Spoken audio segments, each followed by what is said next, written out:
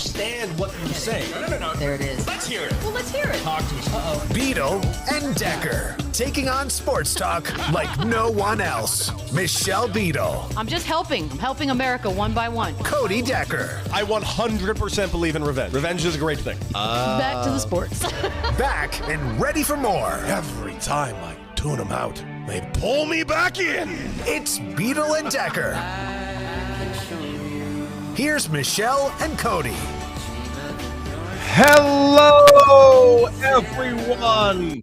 Can you hear me? Can you hear me? Can you hear me? The truth is, I don't know if you can hear me because the system's been all out of whack lately. But welcome, welcome, welcome. It is time for Beadle and Decker. That's right. It is a noon out here Pacific time, and I'm going to bring you into a wonderful Tuesday. And Tuesdays on this show have become very, very special to all of us. Michelle Beadle will be back with us tomorrow. Right now on Tuesday, we got ourselves another Tyrone Johnson Tuesday. My one and only guy, Tyrone Johnson. How you doing, man? How is your life? How is the Philly sports landscape, and how is New York City? Man, listen, I can't complain about a single thing. I feel great. I hope I look great. And I got the life police, somebody on the train who was on speakerphone on my way home. Luckily, they listened, and we had a nice, peaceful ride after that. What a day. And on the East Coast, the weather's over 80 degrees. I am telling you, this is going to be the best show so far. Bro, I can't believe that it's over 80 degrees over there because right now it is like stunning here in Southern California. I feel like we're finally on the same playing field, finally, because I know it's been like the most brutal winter in the East Coast history. You know what's amazing? I got out of New York like right before it started. I didn't have to touch any of that shit winter, dude. Yeah, we were looking at February 6th. So today they were talking about the feels like it's going to be like, because it's low humidity, it's going to be like 88. It's going to be the feel like at the high. And then on February 6th, it was negative 20. Holy shit. Like that was like the thing is, I remember the coldest it got when I was living in New York City. And dude, I will admit, I think the coldest it got temperature-wise was exactly 0. And I will remember it was on Christmas Day. I was my first Christmas in New York City. I'm like, this is bad shit. There is no temperature outside. And then I went outside. There was like 20-mile-per-hour wind. So like it was a wind chill of like minus 25. It was a nightmare. I could only walk one block in it. It was, I felt like I was on Hoth. Well, you cut open an animal and you can sleep inside. Yeah, well, I mean, there were very sizable rats. Ask Craig. This is 100% true. Our guy, Craig Carden, who, by the way, in case you don't know, Tyrone, you co-host a show with Craig every single day over there on Sports Grid. And by the way, congratulations. I see that you guys have been getting a lot of listeners. That is awesome. Yeah, we're doing all right. We're doing all right. Expanding, everybody. Make sure you subscribe to the Craig Carden Show. Mm-hmm. But, dude, whoo, you're a winner. I can't believe that shit happened to you guys. I'm so sorry. I'm so tired of it. I'm so done with it. I'm so glad I got out of there. Craig used to make me like show up to his like parking every morning at like 3:45 a.m. and we'd walk because he hates the rats. He really hates rats. So I would, because I don't give a shit about rats, I would be like basically his rat czar walking him into the studio every day.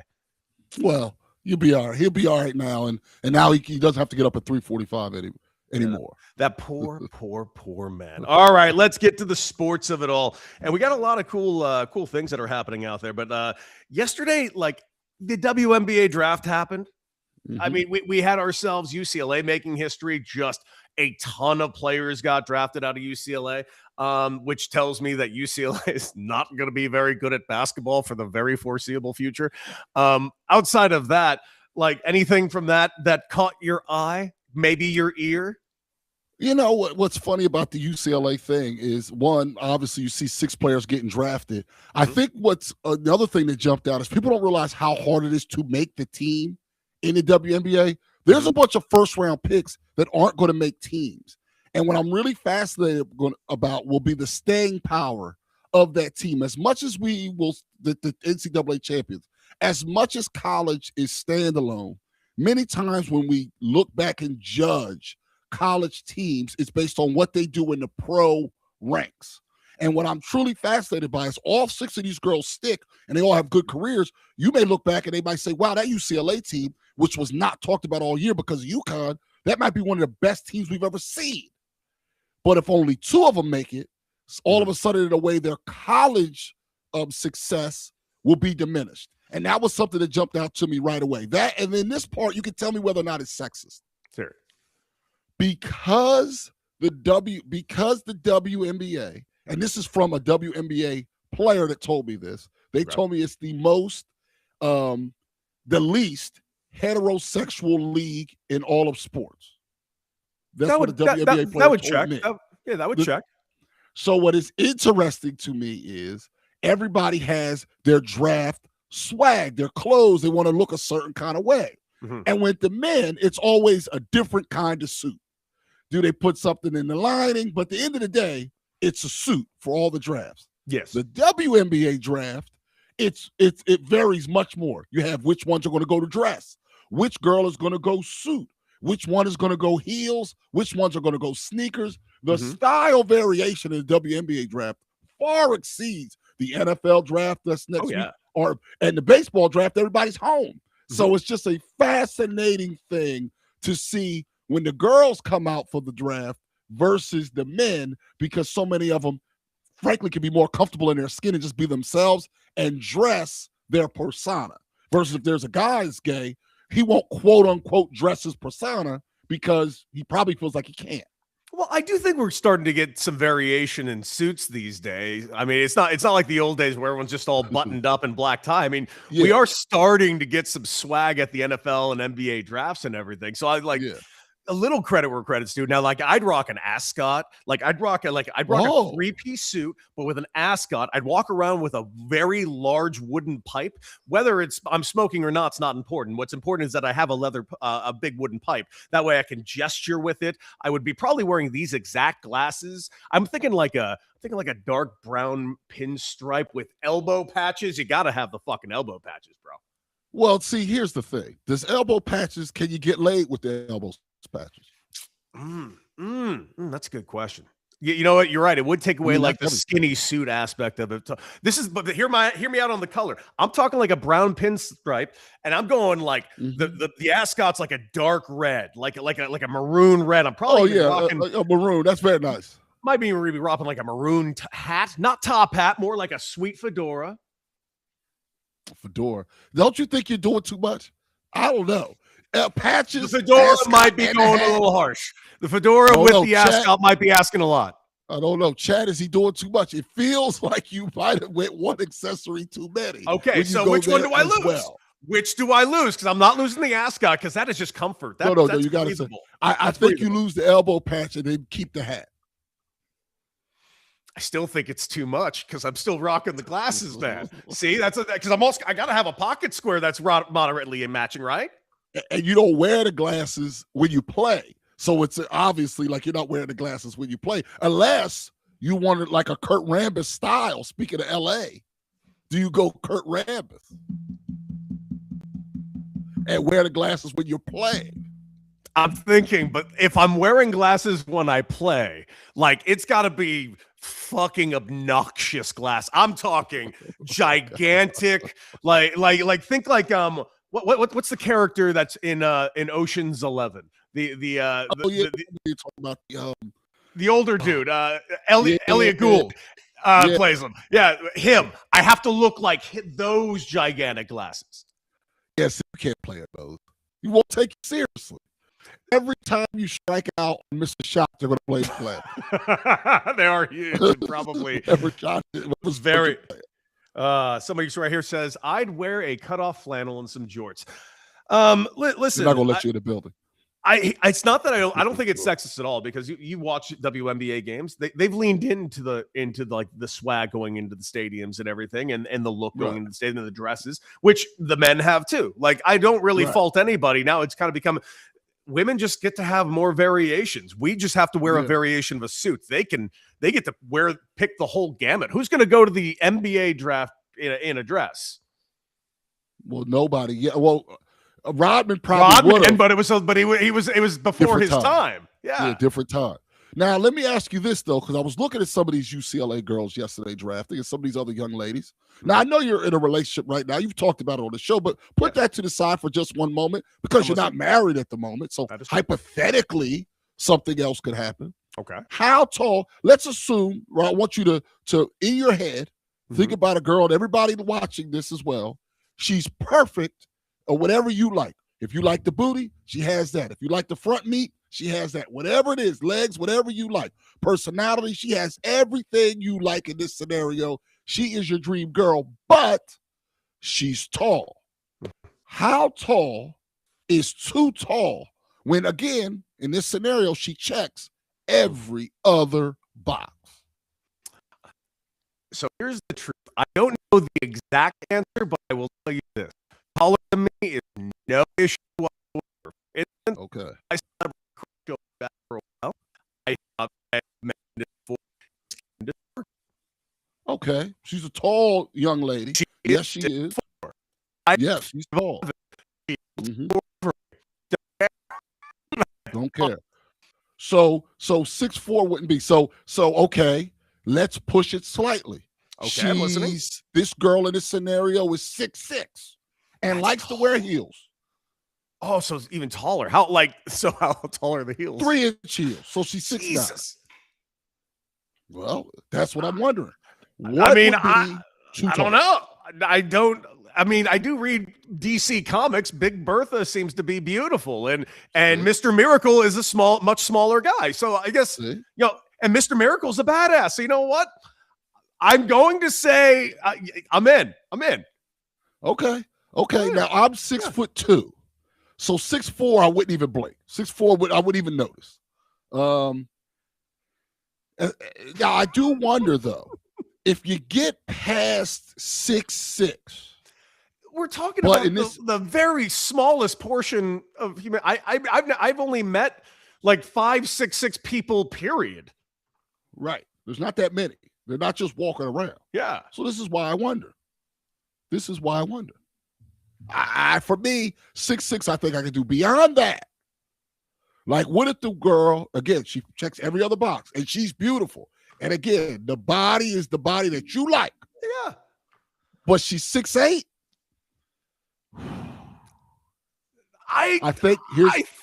Here's why. I don't think I have a problem. I don't think I do. It would be 6'6", and here's why. Okay, I'm listening. Because of Holmes. Apparently, up to 6'8", you're good on door jams. Anything beyond that, you're not. So she's 6'6", and then she wears heels. She has trouble with door jams. I said, apparently door jams are just fine until you get 6'8" or taller. Then you're ducking to get through doors. And I don't want to retrofit my house. Yeah, but think about this, dude.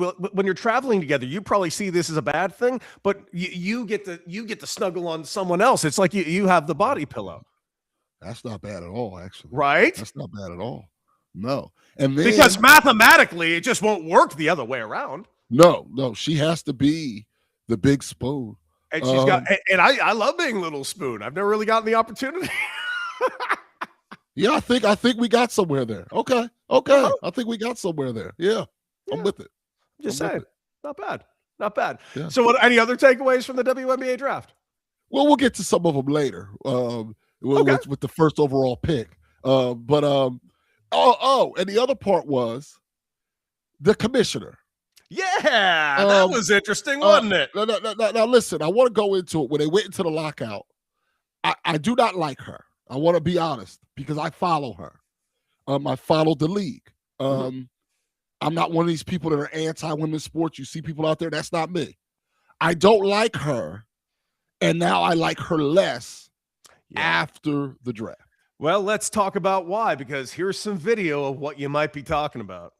Adam Silver was asked last month about just your future as the commissioner of the WNBA, and he said he didn't know what you wanted to do. So I guess I'm just curious, like, how much do you want to stay the commissioner of the WNBA? How much longer do you anticipate to be in this role? Well, thank you, Maddie. I do crack up how everybody's focused on me, and you should be focused on the hundreds of amazing women and thousands of women who run this league outside of myself. Our women owners, our women board of governors, our women GMs and women head coaches, and my whole team of diverse women and men who are working hard every day to get the 30th season tipped off by May 8th. But I appreciate that you're focused on me as well. I wonder whether you would ask that of a man, by the way. But I realize as women, we get asked different questions than men do. But look, I'm so proud of this league, and I'm here, working. Come on, lady. Dude. Come on, lady. Listen, any anyone would ask you that question. I would definitely ask that right now. If Adam Silver's in front of me, I would ask that question of Adam Silver, no question about it, because he seems to be having a rough go right now. I'd ask that question. In fact, I think we have asked that question to Rob Manfred a dozen times. And now we actually have that answer, by the way. Yeah, he's going to be leaving in 2029. So Yes. this is not an out of bounds question, especially because this is also a commissioner that has not been, let's be real clear, Martin, controversy from a lot of complaints from the players, like the Nafisa Collier situation, the handling of Angel Reese and the toxic situation that was going on with the fandom then. The lack of communication with the league throughout this entire CBA process. This woman has not exactly been hitting home runs, man. No, she hasn't been. And the other part was she did a poor job with the Atlanta situation when the league basically every player was against the owner there and she backed the owner. I understand that you work for the owners, but when every single player writes a petition saying we want this owner going, you have to at least listen to them. So she's been a poor commissioner, and she has to stop with this. You answer the question and you move on, and that's how it stays focused on the women. We're talking about her because her answer was poor, and I don't think she recognizes how important this moment is. Part of the advantage that they have is their draft is right after 9.9 million people watched that final game, despite the fact that it was a blowout. 9.9 million people watched. Now, obviously, 9.9 million people didn't watch that draft, but maybe more than any other time because everything's so fresh. Think about it, the NFL draft next week. They stopped playing in January.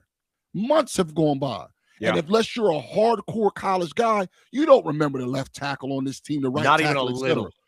You remember everybody that was drafted there. A bunch of the top girls were in the Final Four.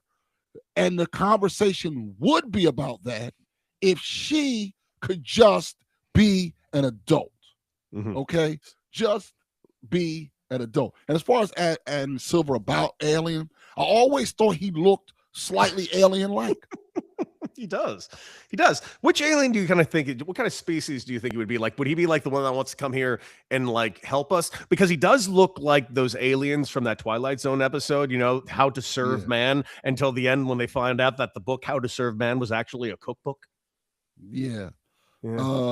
Which is messed up. I think that one's one of the more crazy ones, along with the one who the guy's in hell, he doesn't realize it. He goes to gamble, he always wins. He can get any girl he wants, all that stuff. That one.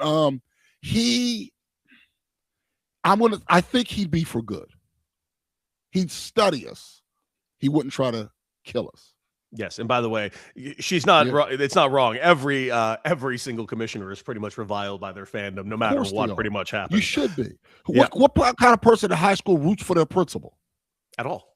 I mean, that's why I find fans amazing when they sometimes root for the owners over the players when it comes to certain CBAs. But that's a different conversation. Every person, like, I'm gonna go to your job and root for your boss, no matter how mad you are. Man, I'm gonna show up at whatever job you do. This is not one of those things where I'm saying, "Oh, I'll knock the mop up and out your hand." No. Whatever you do as a job, if you're the best diesel mechanic in the world, I'm gonna go and root for the boss. Yes, absolutely. Over you. 10 out of 10 times. See how it feels. Right. By the way, the one thing you touched on, by the way, that you were talking about how first round draft picks won't even make their teams. This is actually a pretty damn good argument for expansion, the rapid expansion they're about to be doing right now. Because one, huge league that is rapidly growing in popularity. And I mean, I'm sorry, there are more cities that want this. And if you think it's a bad idea to expand, I mean, I'm sorry, was San Francisco some sort of failure? The Valkyries crushed it this last year.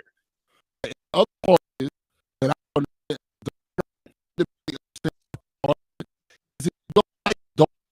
yeah.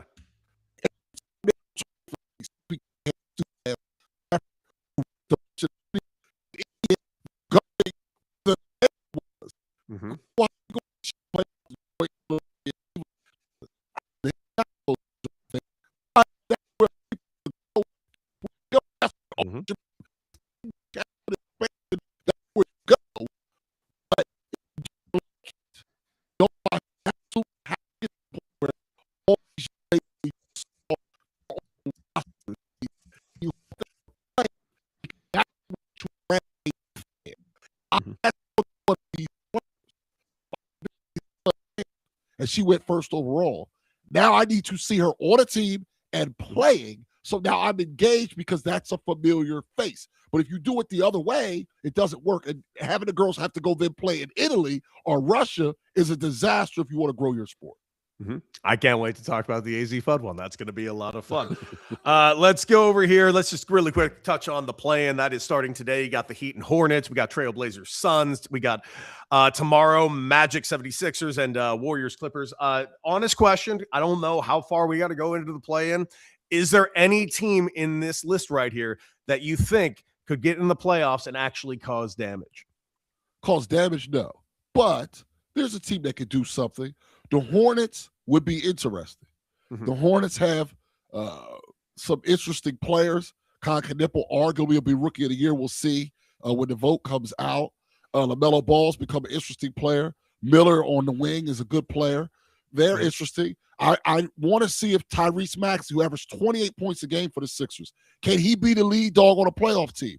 With Joel Embiid having the appendix surgery, we're about to find out. To me, that's fascinating. Banchero playing and being the lead dog there in Miami. To me, that's interesting. So, and in Portland, a team that was left for dead when their coach literally gets arrested for gambling, they end up playing their way into this play-in. So while I don't think any of these teams can do damage, same thing actually goes for the Suns, where a year ago they were voted the worst team in all of the league, as far as worst managed team in all of the league, and now they're in the play-in. So while no, I believe that the contenders are the contenders, I do think there's reasons to watch these games because it's not just about the now, it's also about the future of this league. Yeah. You're not wrong. And I'm just looking forward to, I just want to get to the playoffs. I mean, real quick, it's 2-month-long playoffs. And that's something that definitely sucks, especially because, and you correct me if I'm wrong. Does this feel like we're going into a playoffs with like as little electricity as possible? Or is that a misread on my part? See, I think it depends on what you choose to focus on. For me, no, because LeBron's still there. Yeah. I need to find out what's going to happen with the Spurs or OKC. Okay. Can the Knicks finally break through? Can Boston with Tatum actually finish the job one more time? There's a lot there for me. I recognize that there for some cities, it's a dud because their teams didn't try to win, but all of those guys will be overjoyed later on. And also, when they say Embiid injures playoff time, he had his appendix ruptured. Like, I don't know what he was supposed to do. Like his appendix play ruptured. Through it. Like, what was he supposed to do? Like, play through it, coward. One time he got headbutted in the face and it broke his orbital bone. What was he supposed to do? Like, I recognize the snake bit part of it, but so many fans are mad at him for the. Do you think he wanted his appendix to rupture while on a road trip in Houston?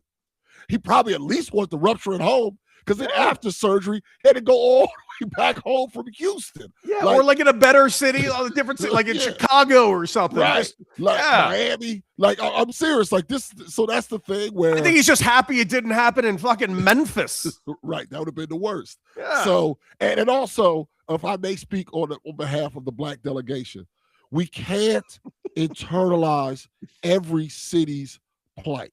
We cannot do it. Now, this Spurs-Celtics final is interesting. It's picking 2 seeds. I don't know Swaggy. I don't know him. It feels like he's trying to make an obvious pick without being obvious. I don't know if that was a genuine pick. Listen, I'll give you.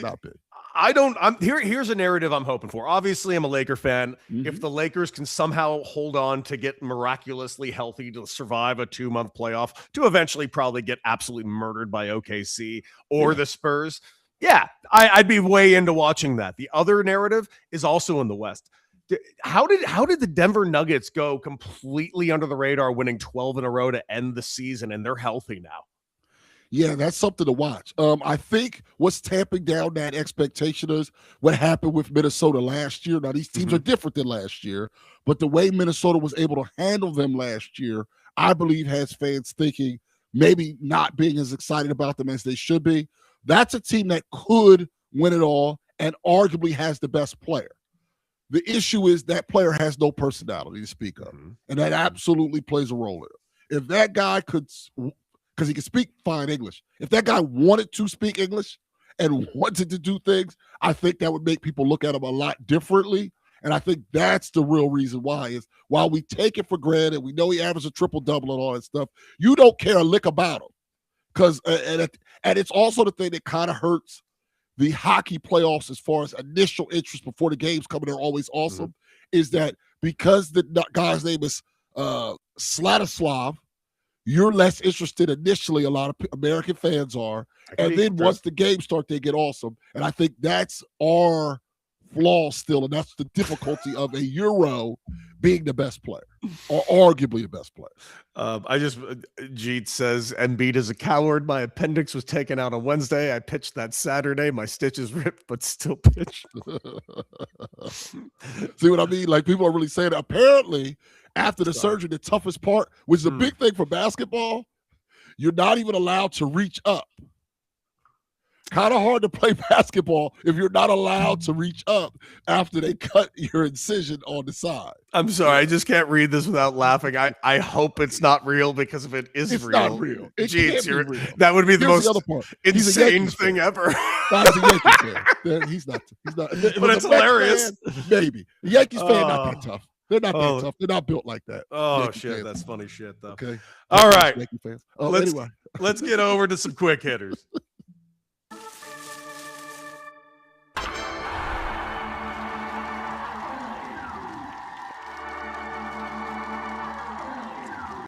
All right, here we go with our quick hitters. All right, actor Brian Cox. You know Brian Cox, Succession, who was the original Hannibal Lecter in the old movie Manhunter. Brian Cox is in everything, and Brian Cox is one of our very best living actors. I will hear no argument from pretty much anyone, not to mention he is the voice of McDonald's right now, and I don't really patron McDonald's too often, but when I hear his voice, it makes it have a little more trust for me. And Brian Cox is brutally honest and seemingly fucking hates everyone. Here is just recent statements he's made about other actors just for the hell of it. He criticized his Succession co-star's method acting as fucking annoying and particularly an American disease. Wow. He said he is a fine actor, but all the other bullocks is just annoying. Well, okay. All right. Johnny Depp labeled him as so overblown, so overrated. Said he turned down Pirates of the Caribbean because he did not want to work with Johnny Depp.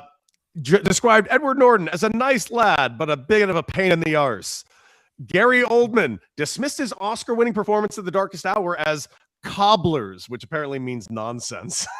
Oh my God! Described director Quentin Tarantino's work as God, what is this word? Meretricus.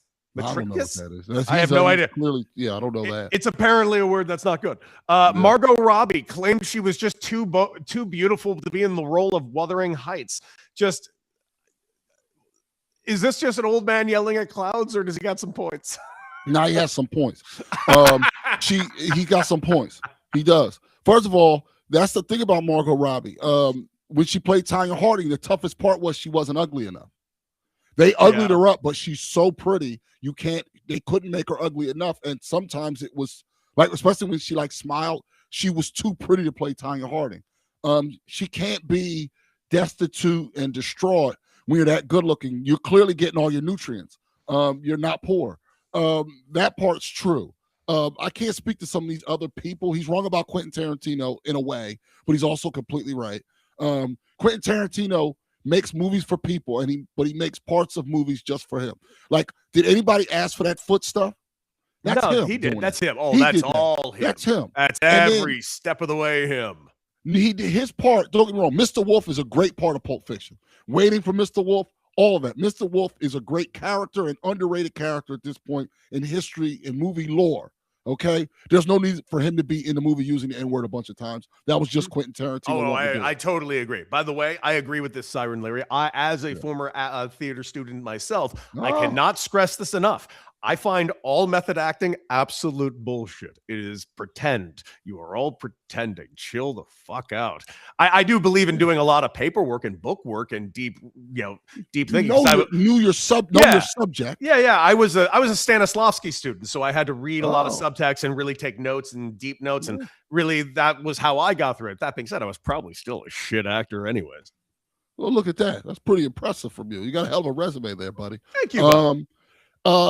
Other stuff, I just believe it. Like, I believe that Ed Norton's a pain in the ass. Like, I believe it. And I'm a fan. He's been in a lot of great movies. He's been in a lot of great stuff. By the way, I believe he's a pain in the ass. You mentioned Margot Robbie is like too beautiful for some roles, and who is like the most? Have you ever been in a room with somebody that you're like, that's the most attractive? Like, I've only been in the room with 2 people ever, where we're like breathtakingly beautiful. One was a couple years ago, and Michelle Beadle has the same view on both of these because we saw the second one together, and we both grabbed each other and did this. But the first one I saw on my own in a costume shop out here. What's her name? Kate Beckinsale. I saw her in person, and I was like, that's a different species. That's nuts. The other, over at the Radio Row 2 years ago in Vegas, Michelle and I saw Issa Rae, and we both like backpedaled with each other. Like, what? She is actually like in person one of the most stunning people you would ever look at. It was crazy. Minka Kelly. Oh, I can imagine that. Minka Kelly, New York City, walking down the street, just by. I was like, hi, Minka. And I don't lose myself like that at all. I keep it together. And that's the main one where I was like, wow, that was unexpected. That was a lot. Yeah. Question. Everyone at Coachella apparently reportedly has gotten seriously sick from the same pizza joint that was out there. And get this, it was $25 a slice. Would you spend $25 on one slice of pizza under any circumstance? I don't curse a lot on this show, but fuck no. Like, this is fucking bullshit. Like, I'm so tired of this. This is the thing.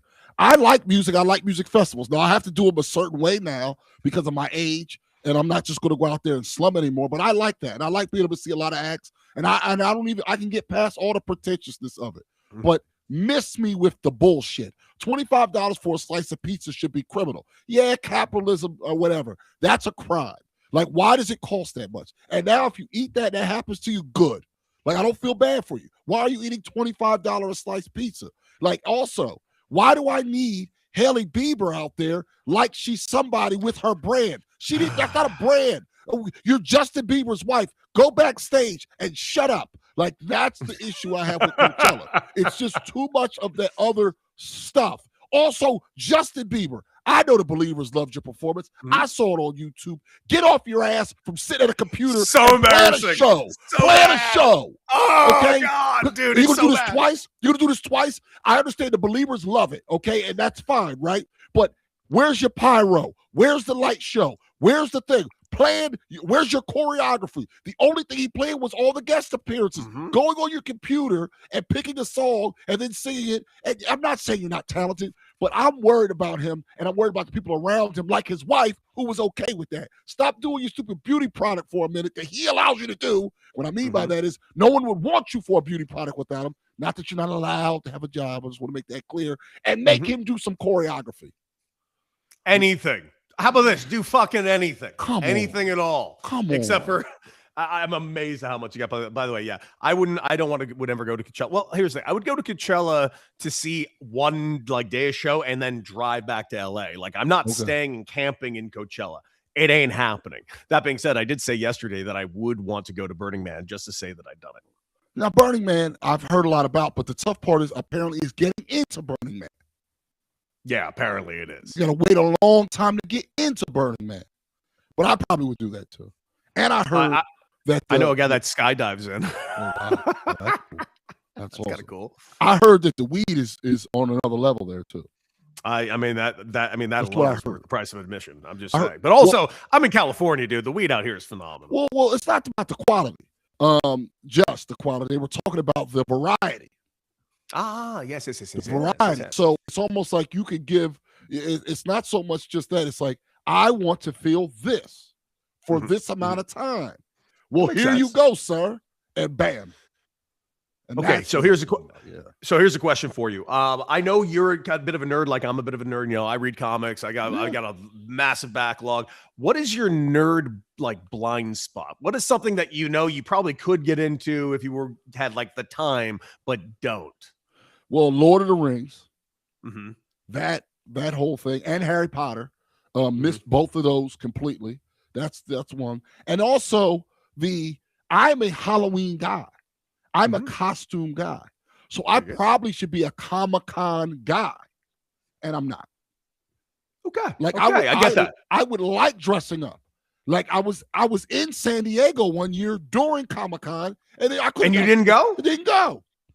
Shit. I've always wanted to go like one time. I might try to go this summer because I'm back in LA. It's not a crazy drive 3 down. hours, right? Yeah. Yeah. If that, like if without traffic, I might actually hit up a comic just to do it one time. I've actually never gone. Yeah. Mine is anime, dude. I've never been into anime. I don't really get anime. Like Cowboy Bebop, I watched that as a kid. I watched Eon Flux when I was a kid. Those are anime, but like outside of just kind of those two, I never got into the anime thing. I bet I would really love it, but I've just never gotten into it. What about back in the day? Did you do the Akira? Did you do Ghost in the Shell back in the day?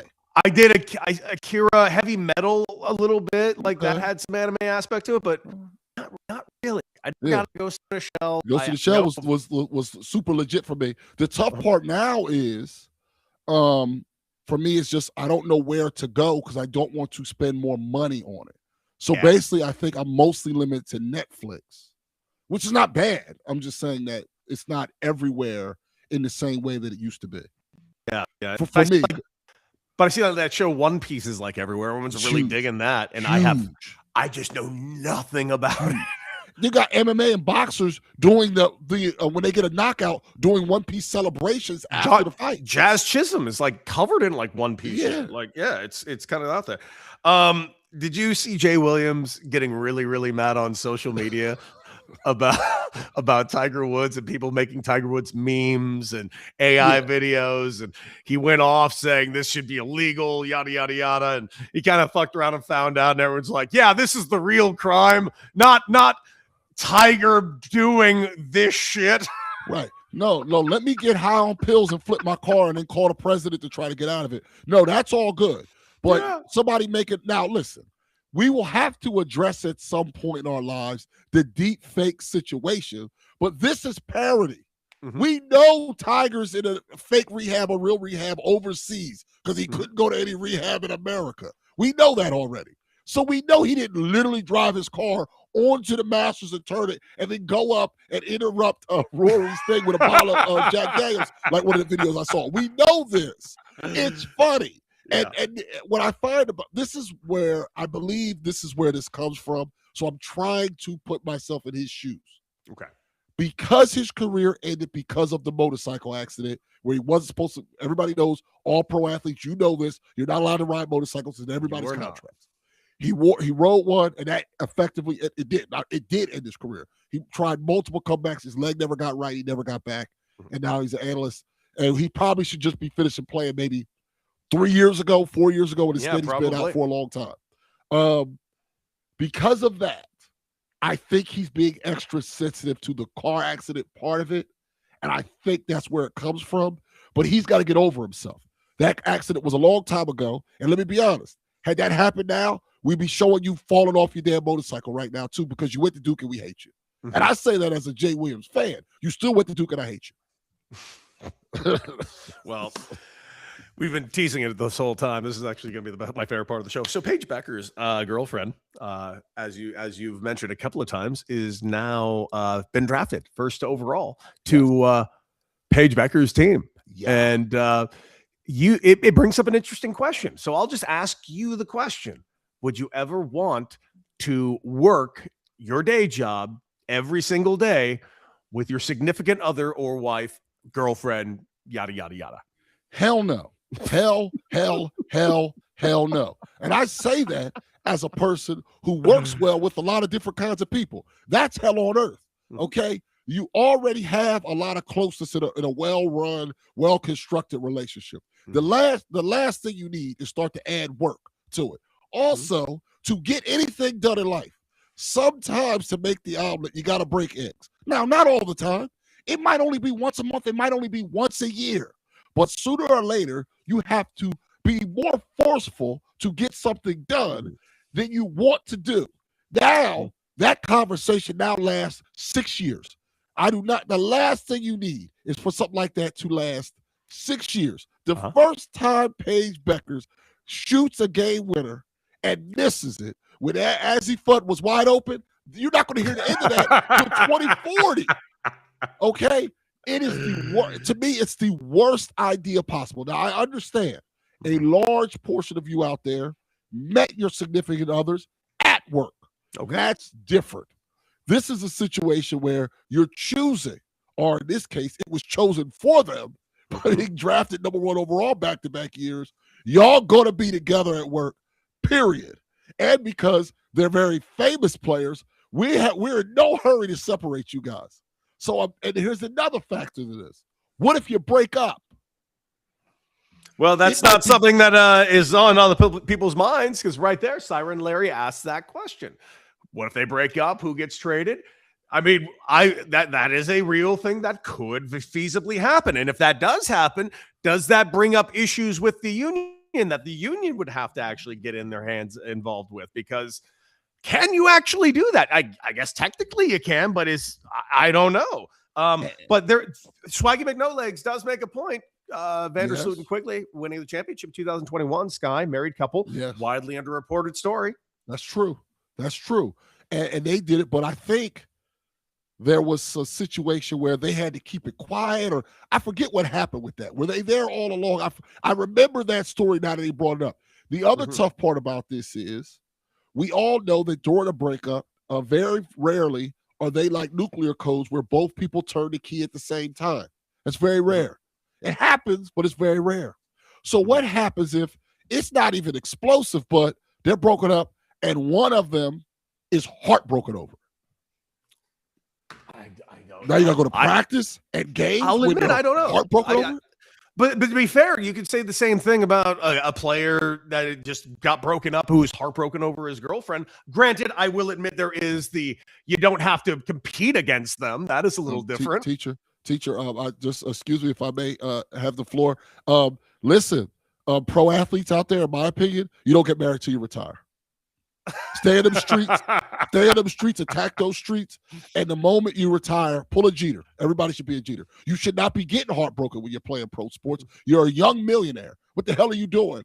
You stupid ass? You're a young millionaire. Okay, you see, I was a stupid ass. What do you want me to do? But I wasn't a millionaire. A millionaire. Yeah, but maybe that's why. Okay, maybe that's why. Okay, maybe that's why. Because I'll say this: us regular people, you meet that girl, you're not going to do better than that. You better lock that down. Okay. There's once I had a friend that was like, "Oh, I can do better." I was like, "No, you can't. No, you can't. This is as good as it gets for you. When you're a pro athlete, there's no limits. Okay." Listen. Gee, just because I'm in LA, you think I'm putting in a good word for Plum for you? If I was going to put it in for anyone, it would have been for me. Yeah, but now that you're taking, hook a brother up. Oh, wait, he's a Yankees fan. Listen, this is a real thing. Stay in those streets, pro athletes. Attack those streets and stay in them because your shelf life is so young. Let's say you play till you're 33. Oh, big whoop. Find somebody then. You got all this money. Now, listen, Cody, I mean this now. Now, I love you, okay? This is a good, young, budding friendship. But I heard about your issues with the slider. Perhaps if you were kind of clear minds, you'd have been crushing them sliders, and now you're what still issue with the slider? I have actual numbers. Bullshit. People said. Bullshit. Hell of a player till he's behind the count. You throw him that slider. Oh, I struck out 100 times a year, but guess what? I also on 0-2 counts hit like 35 home runs on that account. I was hitting fastball. That had nothing to do with my ability to hit the slider. You know the best way to hit the fucking slider? I'm going to give you some real sage advice. Best way to hit the slider, and this is for you kids out there, hit the fucking fastball. There you go. That's the best way to hit a slider. Yes. By the way, I as a person who was never that good at baseball, I think it's ridiculous these pitchers that can pitch backwards. Andrew Painter just came up for the Phillies, and he has a 96 mile per hour plus fastball, but his out pitches the slider. And I just think that's the filthiest thing where, I got to get the guy out. And the guy's sitting dead red, and he's able to throw a slider that's in the zone till the 99th percent of it out of there. I feel like that's just unfair. Like, I don't know how you guys deal with that. It's frustrating to see. It's fucking hard, dude.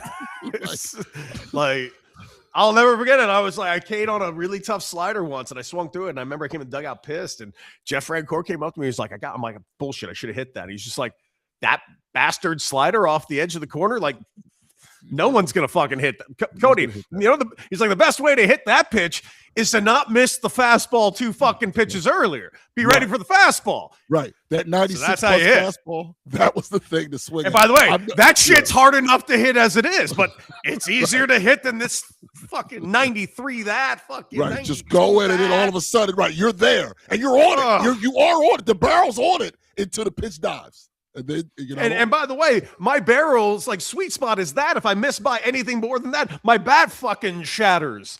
Right. It's now you split at the bat. Right. It's wild. But in all seriousness, in this thing, it's going to be something to watch because UConn women's basketball, we have to admit, UCLA, we congratulated them again at the top of the show. If anybody that casual fans know it's UConn women's basketball and have back-to-back players on the same team, people are going to follow the tabloid version of this. And I do hope that these young ladies who seem to have great families and stuff can handle that part of it, because I think that we're going to end up talking about them more than the team. Siren Larry bullshit. That's not why I'm in radio. I'm in radio because I'm 39 years old and washed the fuck up. That's why I'm in radio. Right. That's why. No. You better check his resume. Bro, I hit 230 home runs. I was all right. All right. Let's head over to, you know what? Is there anything you want to touch on in Major League Baseball right now? Because there is, let's be real clear. There's some teams out of the gate that are really, really struggling. Granted, I'm not going to sit here and say that we should all really panic when it's fucking April 14th and we got 130 to go. But I think we can admit some teams have been really, really bad out the gate.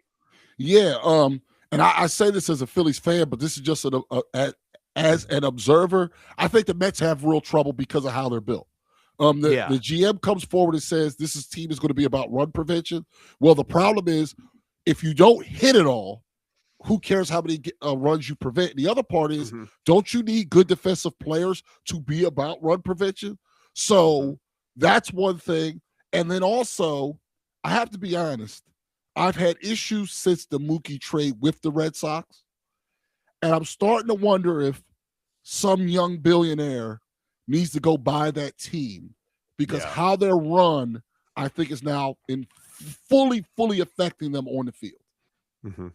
I'm the teams that are really surprising me out now, like the Mariners, I think will be fine. They're one game under 500, but like they're my pick in the American League. I really think they're the best team. I think they're phenomenal, and I'm looking forward to the year going forward. But I will admit, slow out the gate. You are not wrong about the Red Sox, man. The Red Sox have been atrocious. They're 6-10 out the gate. They've been making the dumbest possible mistakes. The Yankees are off to a solid start right now. They're, them and the Orioles, which, by the way, I've been trying to tell people, you do not want to sleep on the Orioles this year. I honestly think that the Toronto Blue Jays took a mild step backwards, but they got a couple of players from Japan that I really, really dig. So we'll see how that plays out. Orioles, obviously, I mentioned them already, but dude, the Cubs 7-9. I know it's early, but shit, you just know that like the Brewers are going to eventually catch a heater at some point, because that's what they always do. But do you think that the Pirates are real? Because like I kind of want them to be real. I think so, but this is the but. You got that many young guys, and right now the book's not out on. The season's so damn long. I'm very fascinated by two things with the Pirates. When the kids start to struggle and they have their for 12 or they're 2 for 22, how they just back hit slide, not the ball, or the high.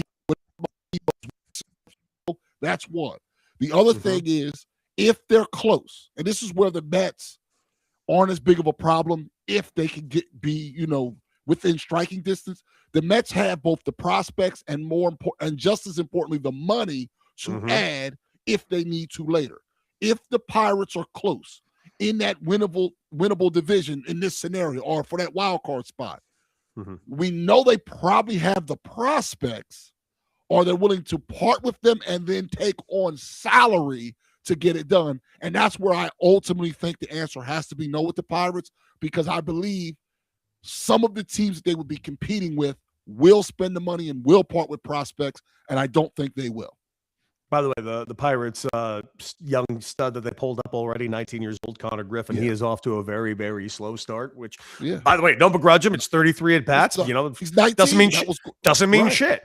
Like, but man, perhaps he does need a little bit more seasoning in AAA, which make most sense. That's not a fail by any. Mike Trout was sent down too. Right. And Mickey Mantle was sent down. Like, there's a lot of guys over the years that have been sent down that were great. Yeah.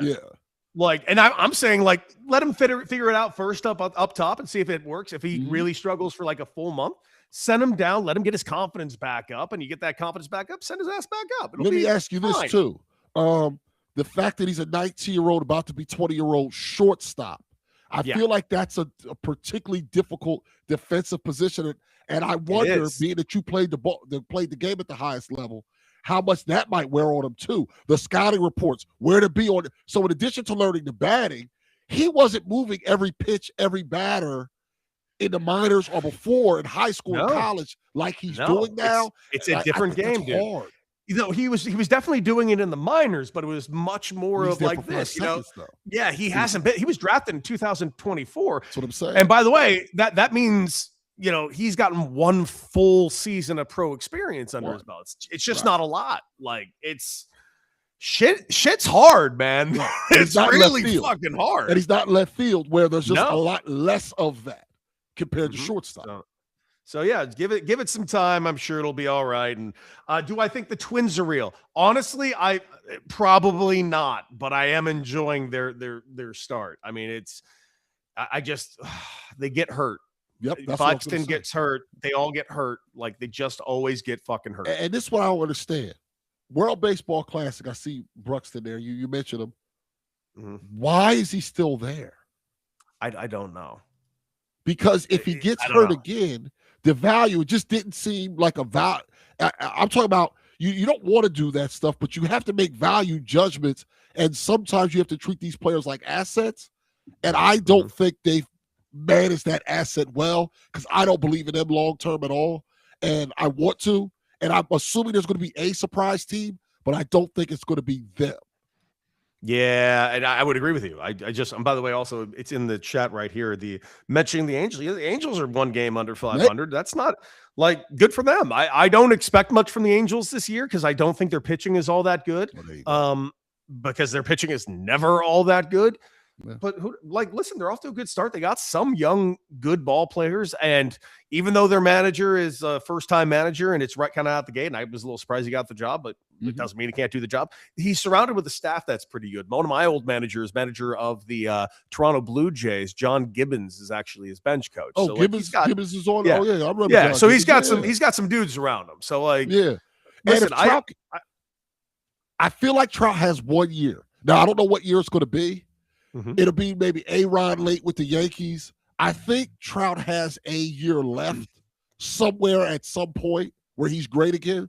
I don't think he's going to put 3 or 4 healthy seasons together. I think he can put one together.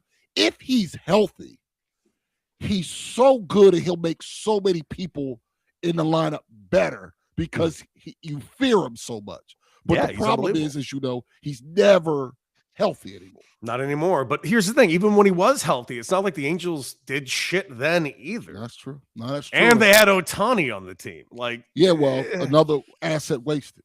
And always. Ohtani goes for whatever. Ohtani you should have gotten a lot for Ohtani. I'll say that. A lot. So much malpractice. Everyone, the Major League Baseball should have removed the team from the Angels. I mean, it was just, I can't believe it happened. All right, let's shiggle.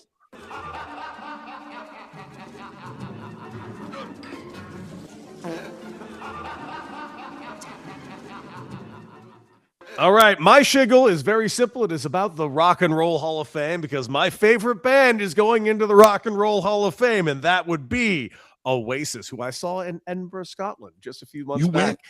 Went and saw them in Edinburgh, Scotland, and it was the single greatest trip of my life. What an experience to see them in that. Oh, it was unbelievable. And then being in Edinburgh, so beautiful. It was just the time of my life. That being said, Oasis going in, and you know who really, really loves the Rock and Roll Hall of Fame now?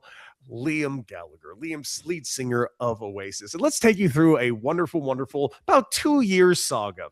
Here is Liam Gallagher 1 year ago talking about the Rock and Roll Hall of Fame.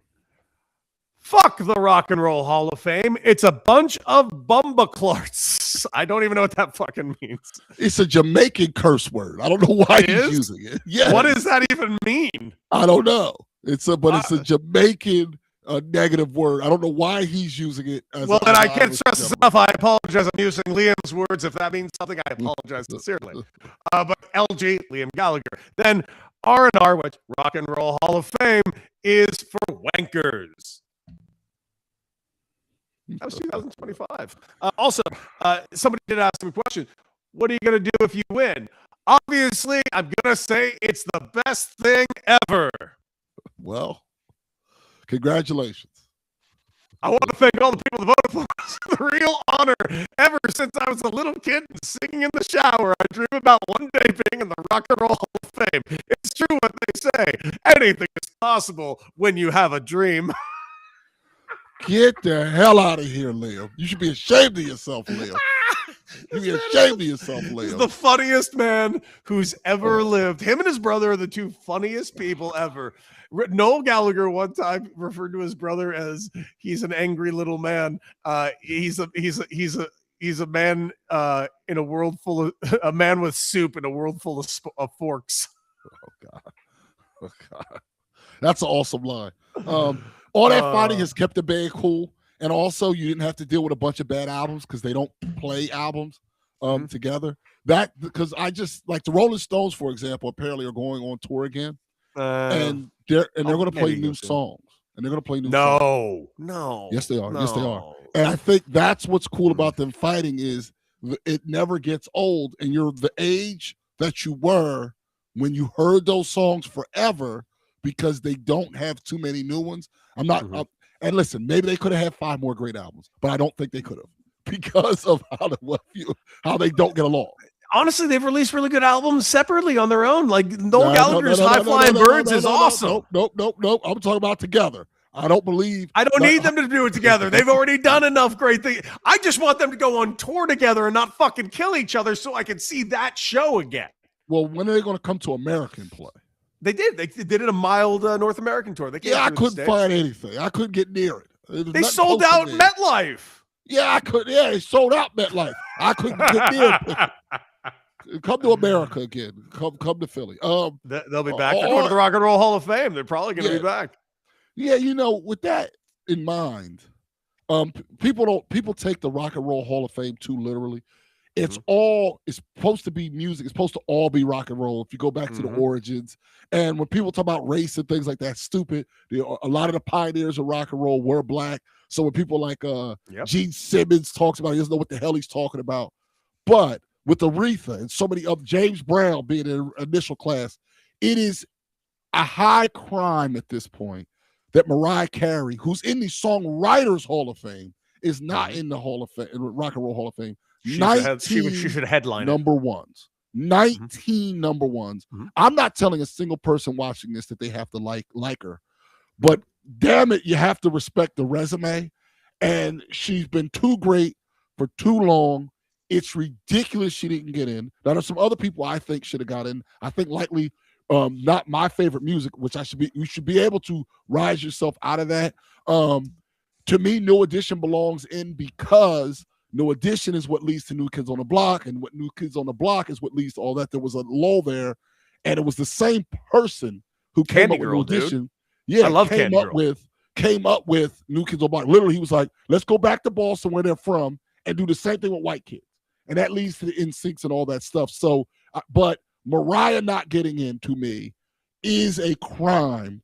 And why have you can't tell the history of music without telling the highest selling female artist in history. You can't not include her. It's ridiculous she didn't get it. And it's not the first year she's been stuck. Listen, I think she needs it when she gets in. She's going to headline the show, and that's like I think that's what it's going to eventually be. But other notable snubs: Iron Maiden not in the Rock and Roll Hall of Fame, Motorhead. Yeah, Motorhead not in the Rock and Roll Hall of Fame. The Smiths not in the Rock and Roll Hall of Fame, which is amazing because like the Smiths is like Oasis' biggest like influence and Oasis is going in, the Smiths still aren't. King Crimson, Pixies, Sonic Youth, Jethro Tull. But you're absolutely right. I put Mariah on top of every single one of the people I just met, and I'm a huge Iron Maiden, the Smiths, and Motorhead fan. So yes. Speaking of, I go to what you call it. I go out to the Rainbow Room. Oh, dude, I love me the Rainbow Room. Oh yeah, he used to own. That's where Lemmy used to just chill. He had that was a spot. Yeah. Rainbow Room. So in case you guys don't know, the Rainbow Room is, in case those who are watching, is like a legendary rock bar that's right next to the Whiskey A Go Go and walking distance to the Roxy, and you know, longer walk to the Viper Room, but you can walk over to Viper, but it's down the road. I'm saying right there in West Hollywood. And did you see what they're doing with that real fast? It's a crap. What? So I drove through it the other day. I mean, they got rid of the House of Blues. That sucked. Right. But where the Viper Room, what the original plan was, someone bought it and they were going to restore it and reopen it. Now it's going to be basically condos, and they're going to tear it down and put in like something as an ode to it. So the original plan to save it and restore it, gone, I recently found out, which bothers me a great deal as a historian and that kind of thing. And now condos are going to go above it. And then down there, they'll have some kind of thing at the Viper Room. Yeah, don't love it. Don't love it. Yeah. Saw a big video on it, saw the mock-ups of what they're going to do. Don't love it. That's the kind of stuff where, you know, that kind of history. The West Coast is different with history, period. That's one thing I noticed more with the West Coast and the East Coast. One of the bigger differences are the people who will, like, put their bodies in front of places to save the history. And in LA, it's literally like, pay paradise, put up a parking lot. There is a report that is just popping up in front of me. I don't know if it's true, but there is a report that Diana Rainey is resigning from The Athletic. Now, I don't know if that's true, but that is, as of now, that is something that is being reported. Yeah. From the Associated Press, according to the Associated Press. No. If they're saying that's real, the AP won't mess it up. Yeah, I'm also saying that she has resigned and no, it's true. Rob Motti had it. He's the lead NFL writer for the AP. And the reason I can say that is he's a good friend of mine, and he would not put that out without doing his due diligence. Absolutely. So I can single source it when it's him. This was literally just put out about 20 minutes ago. So looks like that's Now this is what I'll say. And I'll still give her every benefit of the doubt because I'm not a sexist person. I'll give her every benefit of the doubt. At the end of the day, can you tell the truth and can you call it down the middle if you're just hot tub buddies? The answer is no. That's why it's wrong. You now throw away all the salacious stuff. Let's say they never touched genitals, not one time. Let's say they never kissed or anything like that. The bottom line is, I have already compromised if I had to cover you, let alone if I'm hanging out with somebody in the hot tub. At the end of the day, I cannot be a true journalist if I'm that close, and it was irresponsible, in my opinion, for her to do that. I'm not getting noticed. I didn't call her a name. I'm not judging her based on this and that. I'm not even going to assume that she did anything beyond that. But you can't tell me you're covering the league fairly if you're close enough with a coach to be in the hot tub with him. And that's male, female, or anything. That's just my opinion on it. I know you talked about it on your on the regular. I don't feel about it. No, and that's a fair and honest opinion. My opinion is not entirely in disagreement, but also going like, this is a weird spot for us to draw the line if that's the case. That's all. I just like we have more unprofessionalism in journalism right now, especially in sports media. And I'll use Schefter as an example when he sent his story to an agent for all edits as if that was his editor. Like it was like Like, we have bigger problems than this. Like, No, this is I not agree. that big a deal to me. Right. I agree with that part of it.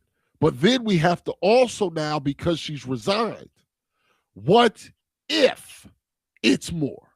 What do you do with it? And this is sort of where I come down on that, just to be clear, because I'm probably problematic in a different way. The way I look at it is, because someone did something worse, that doesn't make this okay. If it was me, that's fair. All of your asses are out. And this is why I try to take everything to the real world. And I understand the world that I want it to be, and I'm trying to also be in the world that I'm at, where my feet are. It's absolute bullshit that the story was skewed 90% towards her and 10% towards the head coach who's married with kids himself. Absolute bullshit. I feel very comfortable saying that it was 100% sexist, misogynistic, or perhaps worse, that it was skewed that way. At the same time, that's the world we live in.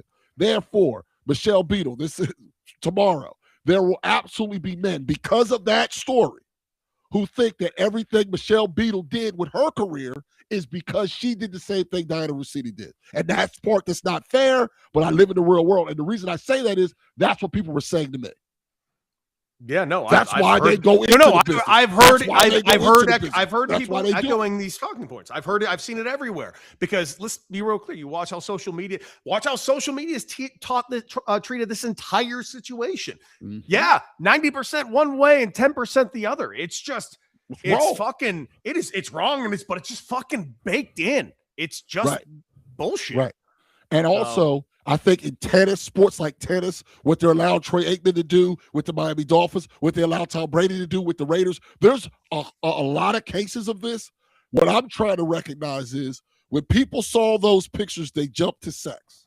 And when they jump directly to sex, it's very hard to get people not to jump back. That does not mean that it's right. I want to make that very clear. And again, I'm not assuming she had sex. I want to make that very clear. But I am tired of the way journalists works today, period, in sports journalists with the cronyism and all that stuff. Stay out of the hot tub with the people you're covering. And that doesn't apply to her. That's all of y'all. Yeah, man. It's fucking... Diana's a friend of the show, so seeing this really does suck. She did release a statement as well in a letter. I will. I sadly don't have it in front of me, but I'm sure the story will be out there, and this is going to be, because it's been a slow couple of weeks in the sports media world, specifically in football. This story is just caught in fire. I have it. I have. What did she say? You got it? Here it is. I have covered the NFL with professionalism and dedication throughout my career, and I stand behind every story I have ever published. When the Page 6 item first appeared, The Athletic supported me unequivocally, expressed confidence in my work, and pride in my journalism. For that, I am thankful. In the days that followed, unfortunately, commentators in various media have engaged in self-feeding speculation that is simply unmoored from the facts. Okay. Yeah. And she says, and she's resigning not because I accept the narrative that has been constructed about the episode, but because I refuse to lend it further oxygen or let it define me or my career. Okay. So sad that it had to happen. I actually have met Diana Russini here and there. Her husband's a Philly guy. I just knew once I saw those pictures and the initial thing was just, this is nothing, that wasn't going to be enough. Yeah, this is got someone. I guess somebody's happy. I don't know. Some people are. I don't think it's about happy. In this case, I think somebody sort of had to go, unfortunately. So Diana's fallen on the sword. I think that's what it comes down to, because at the end of the day, he wasn't going to get in trouble, and somebody was going to have to. And I do agree with her. Getting out, taking a break, not being part of the draft next week, which sucks for her in the moment, will allow for her to go somewhere else and thrive. I believe. I don't think this is the last we hear of her, no, it's not. Unless we somehow hear that this was a full-fledged relationship, and I think that would change things. Maybe, if we ever found that out. If we ever did. So, all right. Well, what do you say, man? We go ahead and reflect. Reflections. All right, man. I'll go first because this is something just feel good to finish out the show. UCLA, my alma mater, my team, my guys, my Bruins, my champions of Westwood. Number one in the nation. This is the second day in a row I'm reflecting about this team at 27 wins in a row, very close to the NCAA record. Whether or not they get it is not important to me. I already say this is the best UCLA baseball team of all time, and I was a part of a couple pretty damn good ones. I don't care if they win in Omaha. I think they will, and I can't wait to watch them go all the way to Omaha, and I am fired up for it. But, man, can I just show you this? They are putting out some pretty sweet videos. They're finally kind of embracing a little bit of legacy. They're embracing social media, and good on Nike to see what they have in front of them with the UCLA baseball team, because this is what they're rocking for Jackie Robinson Day. And these, my guy, are just sweet. Look at these badass unis that UCLA is rocking for Jackie Robinson Day. Wow. Ooh. That's cool. The B for Bruin, the B for Brooklyn, like that's awesome. No, that's really cool. The color scheme, just all of it, dude. I dig it. Yeah, go Bruins. I'm loving this. Some good stuff there, Nike. Don't be afraid to send some to your boy. Absolutely. Listen, as a UCLA alum, they should hook you up at least one. You put it there with the Decker jersey that you have in the background. This is also kind of a feel good, and I'm going to say continue to complain about women's sports. This WNBA draft, when they turned the Statue of Liberty last night orange, and what I've noticed is more and more men are complaining about it, and I am saying that that's a good thing, because now they're enough to the worst thing you have is apathy when nobody cares at all. Complaining about women's sports helps women's sports, because the more you complain, there's always going to be somebody who's curious about what you hate so much. So continue to talk about it, whether it's positive or negative. I think these complaints are a net positive for the game. And at this time, it's the WNBA. We'll see what happens with the soccer league. They're going to be on Sunday nights during baseball season, starting pretty soon on ESPN. Complain about it. If you don't, I'm a big believer in, if you don't like it, watch it. And if you don't like it, don't watch it. But I believe that this complaining is good for it. And we complain about a lot of things. We complain about tanking in the NBA. We complain about the pace of play in baseball. We complain about having to stream NFL. We complain about things. The fact that we're complaining about it, I'm saying the universal we, not us specifically, it's a good thing, because it shows that we're at least treating them well enough to have an opinion on them. And this complaining is going to help things. So continue to complain about women's sports. Hopefully we don't go back to ignoring it. I honestly, I agree with that. I hate to quote a former wrestling guy, and Eric Bischoff, but he always said controversy creates cash, and making a mistake, it does. It does. It does. And I think that the amount of people, I don't care about that. Good that you said that, because you had to say it. Because you could, if you don't really care about it, you know what you do? You don't talk about it. When you have that ex, you know how you're over the ex? When you're not thinking or talking about the ex. If you're still talking about the ex, you still care about the ex. So keep treating women's sports like it's your ex. Couldn't agree more, my guy. Tyrone Tuesday. What a day it was. Went a little bit over because we're just having too much fucking fun. And we had some news, right? And we got some news. Tyrone, where can people find you, man? Listen, Craig Carton Show, Monday through Friday, 11 a.m. Eastern, also podcast, and you can watch it on YouTube, so no excuse. And also, you can follow me on social media at Ty Johnson News. My guy. And of course, follow the show at Beadle and Decker on Instagram and Twitter. We don't really post much on Twitter. It's mostly just on Instagram. Also, make sure you follow me, Anti-Hero Baseball, on Instagram. A lot of things coming up that I'm looking forward to sharing with all you guys. Excited on top for of you. Yeah, thank you. And a lot of other things that are just happening with the show. So stay tuned. And of course, like, share, and subscribe right here on YouTube. And of course, wherever you get your favorite podcast. And we'll be back here tomorrow for a Michelle Beadle Wednesday. It's going to be a fun one. Until then, R.I.P. Estelle Getty.